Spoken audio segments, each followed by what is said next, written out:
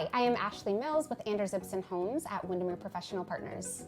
And I'm Troy Gamble with Fairway Independent Mortgage. We live in Washington State, so naturally we are home to Fort Lewis, we are home to McCord, we're home to a couple naval bases, which means we have a lot of VA buyers. So one thing that we wanted to talk about today is what does using a VA loan actually look like, what are the benefits of it, and debunk some of the myths that give a negative connotation to the VA home loan.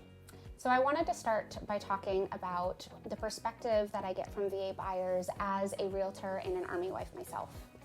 And I'll talk about it from the lender's perspective. Having been a former Seattle firefighter, I worked with a lot of veterans myself. So Troy, what are some of the fears that these VA buyers come to you with when they're initially looking at buying a home and they say, can I purchase in this market? Yeah, well, a lot of times people worry, they think that they need like 20% down, but one of the great benefits of the VA program is that it's a zero down home loan program. And there's also no monthly mortgage insurance, which is great, which really helps your payment.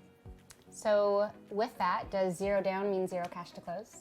Well, good question, Ashley. It does not, because there are still closing costs, which typically run about 2 to 2.5% of the home's purchase price. But one of the other nice things about the VA program is that the seller is allowed to pay for that. So it's called a seller concession. So it's something that you can work with Ashley with as far as getting the seller to help offset some of those costs. So for VA buyers who were concerned about whether or not they could afford these 2 to 2.5% in closing costs, one of the benefits of today's market is that there's not as much competition. So we can go into a property and ask the seller to cover those closing costs. We can go into a property and start negotiating some of these concessions, which can help you with a rate buy down. So in today's market, I know a big concern is interest rates. Right. So how does that play into the VA home loan? I know VA loans naturally have a little bit lower of an interest rate than a conventional loan per se, but is that a struggle for these VA buyers now being able to afford their monthly payments with these interest rates? Right. Well, definitely during this time, the rates have definitely gone up to historic highs.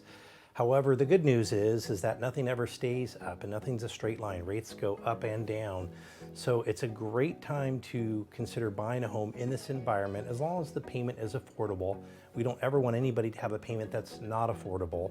However, if you can buy during this time when there's more flexibility for the buyer and then look to refinance later, and in fact, the VA program has a great refinance program. It's called the IRRL. It stands for Interest Rate Reduction Loan, which means you don't even need a property appraisal. So when the rates drop, let's say next year, of course no one has a crystal ball, but when they do, you can lower your payment substantially. So it's really a good time to consider buying, Ashley. Okay, so what about these military personnel who are coming in temporarily and they might be here for 2 to 3 years? Does it still make sense for someone like that to buy a property? That's a great question. And I would recommend that you work with a lender who can help you with those calculations based on some assumptions of property value, how long you might be here. With the right software, they can actually put all those variables in to really determine, does it make sense? And even if you're not going to make profit at the time you sell, because maybe you're not going to be here that long, you still have the pride of ownership. You can still make the house the way you want it to be, and you don't have the loud neighbors next door. So it's still gonna be a good idea. And I guess 7.5% is still better than paying 100% interest on a property you don't own. That's right. With any type of loan, you'll have the loan amortization, which every time you make a monthly principal and interest payment, part of your principal goes down, and that is gaining wealth for you. So it's a great idea. Plus there's lots of great tax advantages as well. One of the other things that people don't think about is when you own a home versus not owning a home, all the mortgage interest and property taxes are tax deductible. So what that means is on your paycheck, you can have less money taken out of each paycheck because you won't owe as much property taxes at the end of the year.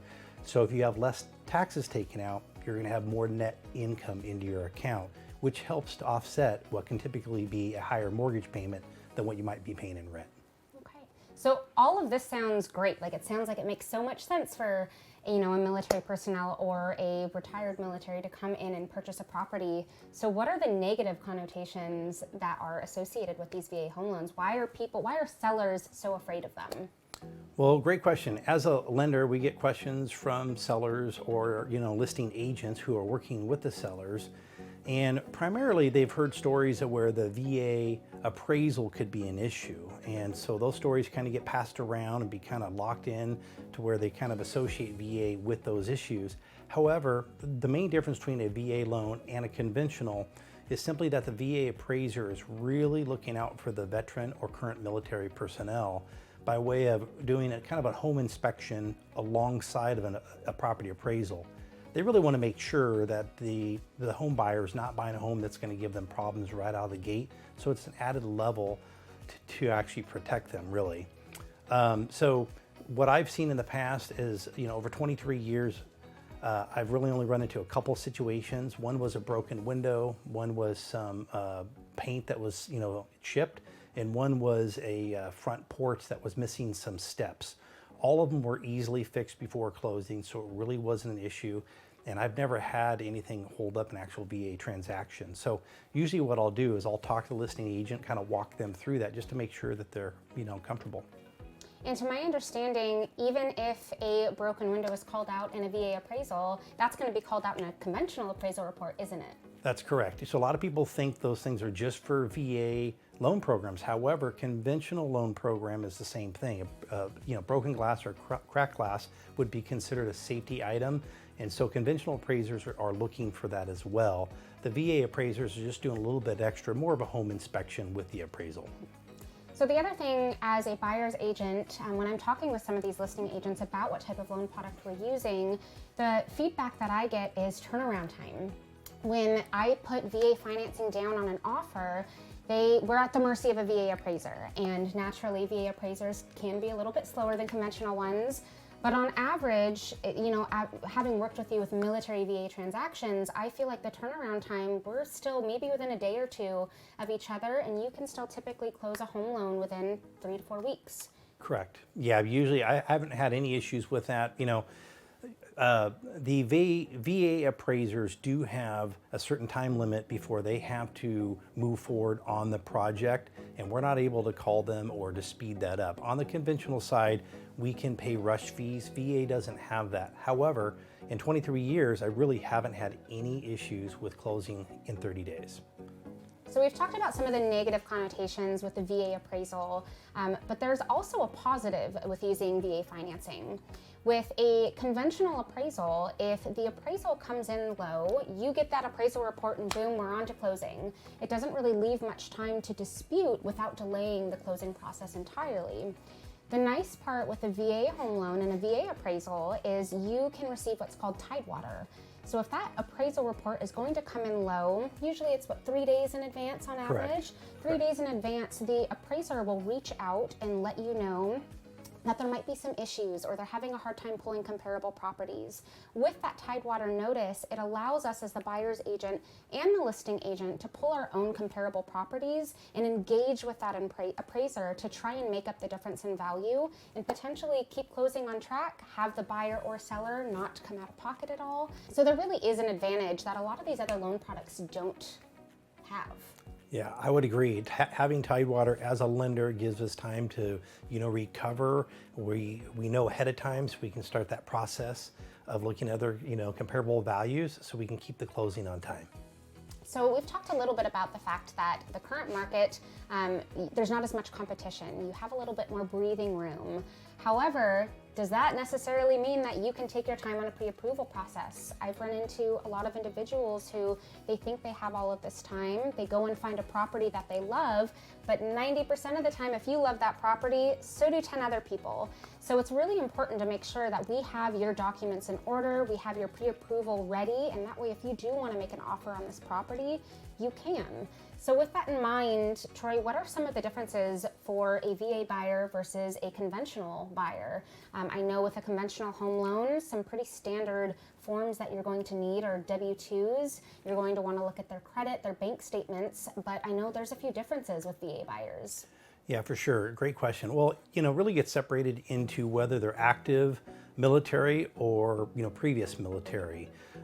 If you are previous military, it's really close to a standard conventional loan, W-2s, paycheck stubs from where you work, those types of things. But if you're current military, there are a few extra layers, such as if you have any specialty pay line items. the underwriter is going to want to know that those line items are, typical for your position and not something that's going to last, 3, 4, 6 months. In fact, typically in lending, they want to look at things that are going to last for 3 years in the future. So one of the other things that sometimes comes up is that, are you due to re-enlist within 12 months? If you are, then the underwriter is going to want to see that you've made those intentional steps and want to make sure that you are eligible to re-enlist. So there are a few extra steps that sometimes, folks come to me and we're working forward and we run into little hiccups just due to timing because the house that they want, it's perfect for them. It really would have been better if they would have come a little bit earlier so we can work out any of the bugs and just be fully ready to go. And even in this market where, things are a little bit, better for the buyers, still, if you find that perfect home, there's a high chance that there's a lot of other people might want that same home. So what you want is you want your lender to be able to call the listing agent on your behalf and let them know that the buyer who's making an offer has been fully underwritten, not just a pre-approval letter, but through the underwriting process. Then everyone can breathe easy and it gives you a much higher chance of having your offer accepted. So Troy, I think that's a really good point that you just brought up. Pre-qualification, pre-approval, and being fully underwritten. Those are 3 very different things, right. And depending on what level you're at, it's a very different conversation that I'm going to have with the listing agent. So Troy, what are the steps you need to take to go through all 3 of those processes? Well, there are 3 different levels. One is the pre-qualification. That's probably the lowest level and the easiest and the fastest. That's where the loan officer will look at your income and the debts that you have and really qualify you based on your debt to income ratio and also the assets that you have for down payment or covering closing costs. They'll try to work with a payment that would work for the program and for you.